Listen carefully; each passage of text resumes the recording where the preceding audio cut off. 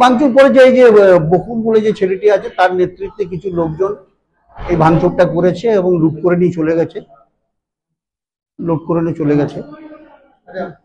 এখন সভাপতি পদে বসে আছেন, সভাপতি আপনার বিরোধিতা করছে। দেখুন, আমি এই কথাটা আপনাদের আগেও বলেছি। দেখুন, এখানকার পরিবেশ পরিস্থিতি কোনোদিনই খারাপ ছিল না। কোনোদিন পরিবেশ পরিস্থিতি এই সিউড়ি 2 নম্বর ব্লকের খারাপ ছিল না। আমাদের মধ্যে কোনো মতানৈক্য ছিল না, আমাদের মধ্যে কোনো বিভাজন ছিল না, আমাদের মধ্যে কোনো দ্বন্দ্ব ছিল না। লাস্ট 3 মাস থেকে এটা তৈরি হলো। তার কারণ হচ্ছে বোলপুরের সঙ্গে আমার কিছুটা মতানৈক্য হলো। সেই মতানৈক্যর কারণে বোলপুর চাইলেও আমার কাছে বিভিন্ন বিষয়ে মাথা নত করা, যেটা আমি মেনে নিতে পারিনি, বা সভাধিপতির সঙ্গে আমার একটা বিরোধ তৈরি করা, সেটা আমি মেনে নিতে পারিনি।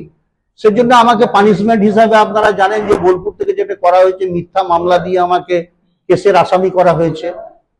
এবং আমি শুধু নয়, আমার সঙ্গে আরো 6 জন আমার সহকর্মী বন্ধু, তারা কিন্তু এই কেসের আসামি হয়েছে এবং 32 দিন জেল খেটেছে তারা। তারপরে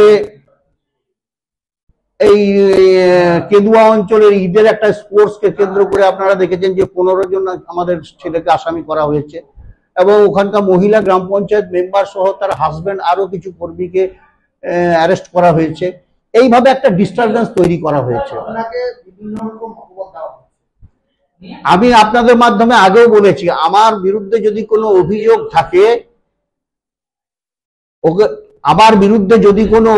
থাকে, সেই অভিযোগের জন্য দলীয়ভাবে এবং প্রশাসনিকভাবে অভিযোগ জানিয়ে আমার বিরুদ্ধে তদন্ত করতে বলেছি, কিন্তু আজ পর্যন্ত বলছে না। উদ্দেশ্যটা তা না। উদ্দেশ্যটা হচ্ছে একটা কুৎসা অপপ্রচার করে মানুষের কানের মধ্যে ঢুকিয়ে দিয়ে মিথ্যাকে সত্য করার একটা অপচেষ্টা চলছে। অ্যাকচুয়ালি এটা কেন হচ্ছে, আমি সত্যিকারের অন্যায় যারা করেছে তাদের বিরুদ্ধে আমি কঠোর ব্যবস্থা নিয়েছিলাম এবং তারা হয়তো কষ্ট পেয়েছিল, কষ্ট পাক, কিন্তু মানুষের অর্থ আমি ফেরত করানোর ব্যবস্থা করে দিয়েছিলাম। বাইরে দেখা যাচ্ছে সেটা তো কেউ বিশৃঙ্খলা করার জন্য এসেছে, এইভাবেই তো নষ্ট করা হয়েছে পরিবেশ। যারা এসছে তাদের মধ্যে 90%-এরও বেশি মানুষ গত লোকসভা নির্বাচনে আমাদের সঙ্গে ছিল না। তারা কেউ বিজেপিতে ছিল, কেউ কংগ্রেসে ছিল, কেউ সিপিএমে ছিল। সেই মানুষগুলো এসছে এবং তারা বিশৃঙ্খলা করার জন্য এসছে। আপনারা দেখেছেন ওরা মাঝে মাঝে সভা করছে এখানে ওখানে, সেখানে একটা পোস্টার লাগিয়ে দিচ্ছে যে ভোটার তালিকা সংশোধনীয় সভা। আপনারা সেই মিডিয়া আপনারা কভার করেছেন সেগুলো, কিন্তু ঘটনা হচ্ছে আপনারা কি একটি শব্দ ওর মধ্যে আপনারা পেয়েছেন যে ভোটার তালিকা নিয়ে কথা হয়েছে? আমার বিরুদ্ধে, কখনো রাজুর বিরুদ্ধে, আরো কারো বিরুদ্ধে, আমাদের সহকর্মীদের বিরুদ্ধে নোংরা কথা বলা হচ্ছে। এটা কে শেখায়? এটা বোলপুর থেকে শেখানো হচ্ছে। বোলপুরের উদ্দেশ্য হচ্ছে, যেহেতু নুরুল আমাদের কাছে মাথা নত করছে না, তাই নুরুলকে নানাভাবে হেকেল করো।